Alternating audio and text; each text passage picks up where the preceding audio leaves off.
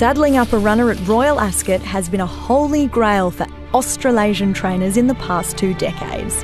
And the King's Stand Stakes has proven itself a particularly happy hunting ground.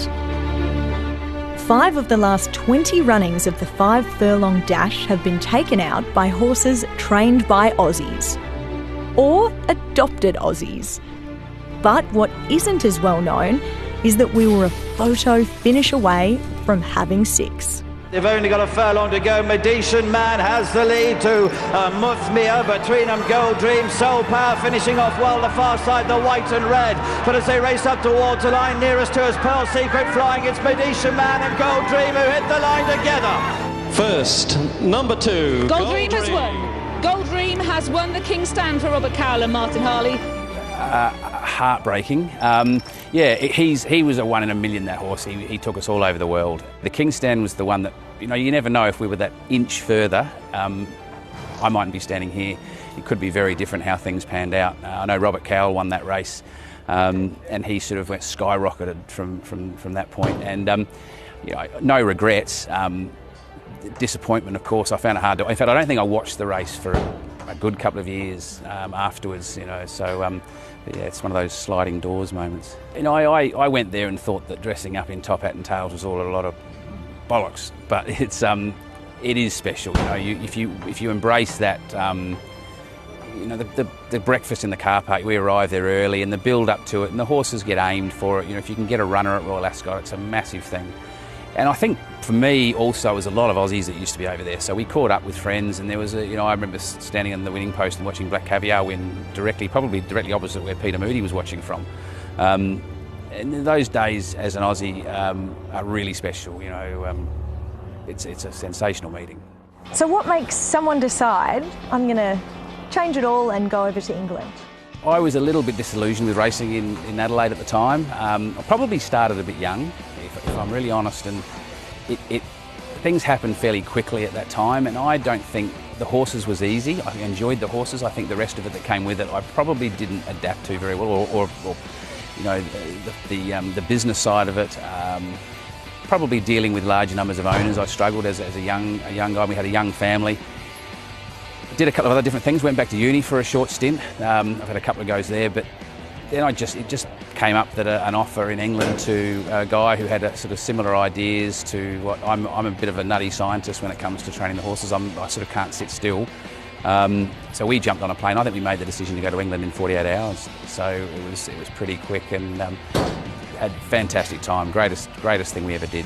What were your highlights from your time overseas? I think definitely Royal Ascot. I think that horse ran in 5, might have run in 4 or 5 King's Stands. Dubai, my first winner in Dubai was probably one of the greatest highlights. I remember I couldn't be there. I watched it on my own on a TV at Lingfield after the races had finished in the dark. I couldn't get a passport. Our passports got lost in the Home Office, and so my first international winner, I sat watching on my own in a car park. So that was, I'll never forget that. And those trips to Dubai, my wife, I remember coming over with the first time we went to Dubai and watched the horse. I remember standing out on the balcony at Meydan and thinking, 12 months ago or 18 months ago, we're in Adelaide, down at Goolwa Beach, driving around an old Suzuki, 81 Suzuki on the beach, watching the horses work, and suddenly here we are opening the curtains on Meydan Racecourse. So for a little team from Adelaide, those experiences I'll never forget. They were a bit of a culture shock from a family coming back here. The kids going from, my daughter's been to Meydan and taking a trophy over in Dubai. So. But no, great memories of all of it, all the tracks and the people. Just loved it. So you've been back almost 5 years now. How would you describe your time since coming home? It's taken a bit of an adjustment, I think, for the family as much as anything. We walked into the middle of the drought, which was a bit of a shock to the system. But it's taken a while. I haven't really sort of figured out exactly which direction we were going fully with the track upgrades expected here at Scone. I'm really looking forward to and hoping that comes to fruition soon. But yeah, it's been a bit of a settling in phase of sort of adapting back to the Australian style. I definitely have taken a little while. Probably over-relaxed a few of my horses and probably continue to do that. Well, we're talking off camera about how you've sort of become hybrid, with the Australian and English training methods. What's your setup like at home? It is probably a hybrid of we've got a circular sand track with a chute, a 700 metre uphill chute, and it rises about 12 or 13 metres, so it's not dissimilar to what we would. We've had tracks back in England in a similar style. So again, that's adapting how that adjusts to the style of racing here, but it does. And I think there's I've noticed that there are a few trainers now starting to put those similar tracks in. Certainly, before I went to England, there seemed to be a big difference between Australian styles, Australian methods and English methods. I think that's become a lot closer.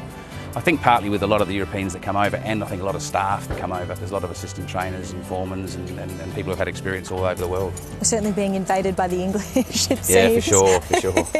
Here's Gask with a bit of space. Jeremy Gask from half forward in towards Stevenson.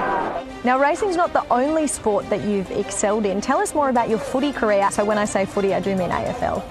Yeah, I had an injury as a young player. I played for Sturt in Adelaide, and I did sign with an AFL team back then, but I had an ongoing injury from a really young age to an elbow. I had OCD actually, which is quite a common horse condition, which is really rare in humans. So that curtailed that. But whether I would have gone on to be a career footballer, who knows? I know that there's a few mates of mine that are coaching and have done very well out of it. But whether or not it was for me, I've got no regrets about that.